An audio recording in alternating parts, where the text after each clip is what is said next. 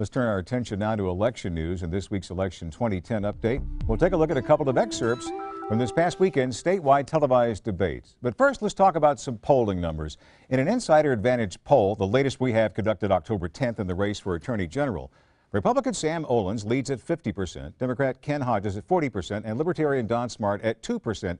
8% of respondents were undecided. Well, this is one constitutional office that is getting some attention. What's driving the issues here? Anyone? Well, it's one of the few statewide races, Scott, where the Democratic candidate has at least a shot at winning. Ken Hodges has actually outraised Sam Olens a little bit. He's done a good job of bringing in support from Republican district attorneys and prominent Republicans around the state to show off the bipartisan nature of his support. Sam Olens, of course, is still the favorite, as that poll shows, but this could turn out to be fairly close by the time Election Day gets here. Hodges was at the state capitol just yesterday, showing off endorsements from 33 of the state's 49 district attorneys. What's interesting about this race is that it's pit. Hodges has kind of collared the law enforcement community around the state, and he will pit that against the GOP base. Is the Attorney General's race getting your attention at all? Well, I think what's interesting is that Ken Hodges is, besides Roy Barnes, about the only Democrat who's able to raise a substantial amount of money, and that's why he is competitive, because besides him and Roy Barnes, there's really not a lot of money with Democrats, and he was able, I guess, through his network to really raise some money. He's also brought out Howard Bo Calloway on his side, of the voice from the Republican past. How about that? That's a name you haven't heard in a while. No. Right. And speaking about the election, it may all come down to getting the folks to the polls. In recent years, there's been interesting growth in active registered voters, according to the Secretary of State's report. From 2001 to 2010, there's been a tenfold increase in registered active Hispanic female voters and almost as much among Hispanic males. Although still relatively few in number, this represents a surge in potential Latino voters. Now, what could that mean in November? Panel? Rodrigo, we haven't heard from you in a couple of minutes. What do you think? Definitely, what we're seeing is a very important growth in the Latino Hispanic community in regarding the citizenship and regarding their power to vote. So although the number right now is not as big or as significant as in other ethnicities, definitely what we're seeing is this tendency of growth of other minorities trying to push also their agenda, trying to look for solutions for their problems, which could be immigration, the economy, of course, and also trying to get a job. And of course, this could all factor into a potential runoff, couldn't it? I mean, it wouldn't take but 1 or 2 points here to move things around, right? The number of Latino voters is still relatively small by overall standards, but by the time the next governor's race comes around, Scott, there could be as many as 150,000 registered Latino voters, and at that point, you really start bashing them at your own peril. What you have to watch is there's a geographic concentration, and where you'll see them affect votes first is in the urbanized suburban area of Cobb County, Sandy Springs, and Gwinnett County. I want to get to some of these other debates and moving on to this past Sunday's statewide debates. Let's begin with an excerpt from the debate among the candidates for Labor Commissioner. Here, Republican Mark Butler responds to charges that he used his influence as a state legislator to help a lobbyist. Watch. Well, first of all, like a lot of things that you've accused me of, your facts are all wrong. I never threatened one, nor did I ever strong-arm anybody to hiring anybody back.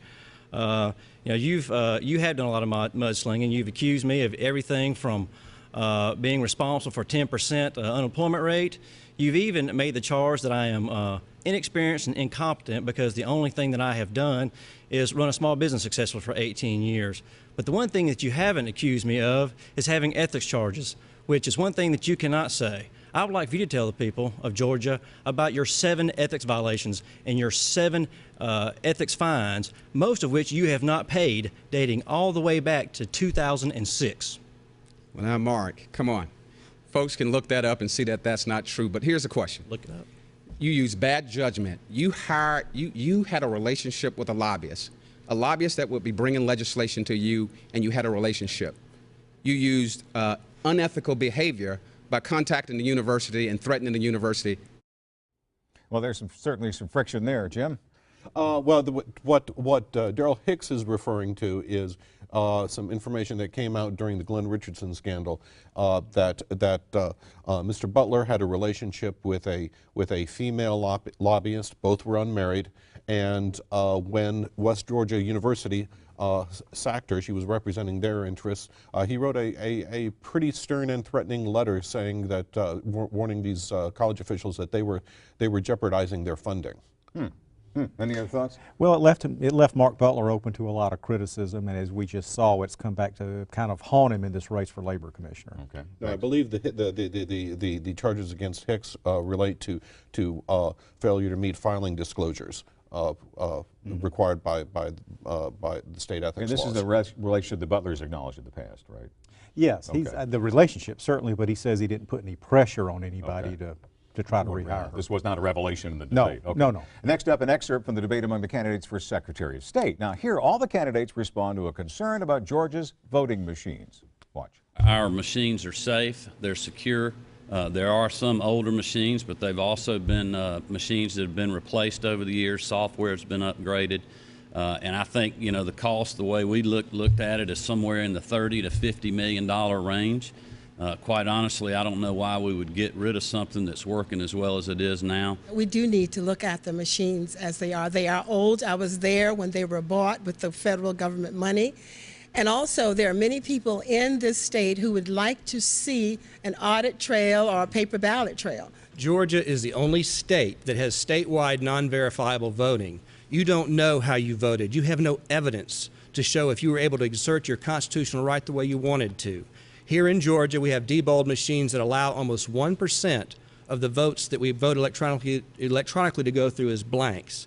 These machines should never have been purchased. The state of Texas reviewed them and rejected them, and then Diebold needed to find some sucker to buy them, and Georgia bought them. Oh boy. Are we the suckers? How about Susanna? I don't know that we're necessarily the suckers. I remember when we bought them, and it was after the 2000 presidential election, and we had so many bad ballots. They've now been in place, these machines, and I think if we had the money, if we could afford it, Georgia probably would already have a paper trail. We ran some pilot programs on this, and they all basically came out that the machines work, that whatever, you know, comes out of the paper trail also is in the machines. So I don't know if that built enough trust. It's all about trust. Do people trust the process? You know, when you punch those things, do you really think it takes or not? And there's always that. We will always have that until we actually get a paper trail. Did you comment on that, Rodrigo? Definitely. I think that one of the bases of democracy and to make it work is trust. So this issue, more than just the machines, as even the candidates are addressing to this issue, it's about how to gain trust on the voters. Right now there's a huge struggle of trying to put the voters right where they have to be. And with this issue, maybe some of them are just like going to think about it, you know, think about it twice, and maybe they're just going to have like this huge mistrust on the system. Next, we have an excerpt from the Public Service Commission District 2 debate. Here, all three candidates respond to a question about whether they would vote for the $1.1 billion rate increase currently before the commission. By statute, Georgia Power is allowed. They are a rate of return utility, meaning that they are guaranteed a profit. And as difficult as that is for us to swallow, that is the law.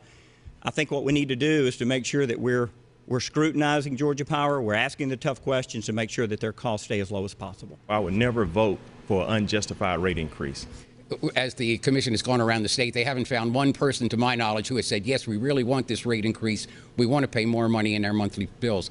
But I think they're going to get it, and I'll tell you why. Because the system is structured in their favor. How about it, Tom Crawford? Well, the $1 billion rate increase they're talking about, Scott, comes on top of a $1.6 billion rate increase to help pay for some nuclear plants at Plant Vogtle. So the point here really is Georgia Power's customers are being hit with a lot of rate increases in a very bad economic time, and the PSC is pretty much giving them a pass on this, and I'm guessing that situation won't change no matter who gets elected here. Jimmy, you had a comment on this? Well, no, I watched that debate on Sunday evening, and the thing that struck me was the near unanimous support for nuclear power with Tim Echols, with the Democrat, with the Libertarian. It was pretty solid there. You're about to bust. Go ahead. I was just gonna say this. All these rate increases will hit us in January, so way Yes. after the election, and That's a good they will point not to have make. any impact on that vote. Whoever gets elected, so you know, we'll see. Well, there's certainly more discussion to come. This Sunday, October 24th, you can see more debates organized by the Atlanta Press Club and broadcast here on GPB. At 6 p.m., it's the race for insurance commissioner. At 6:30, the candidates for attorney general face off. The evening ends with a debate among the candidates for United States Senate at 7. Be sure to tune in for those debates this Sunday, October 24th.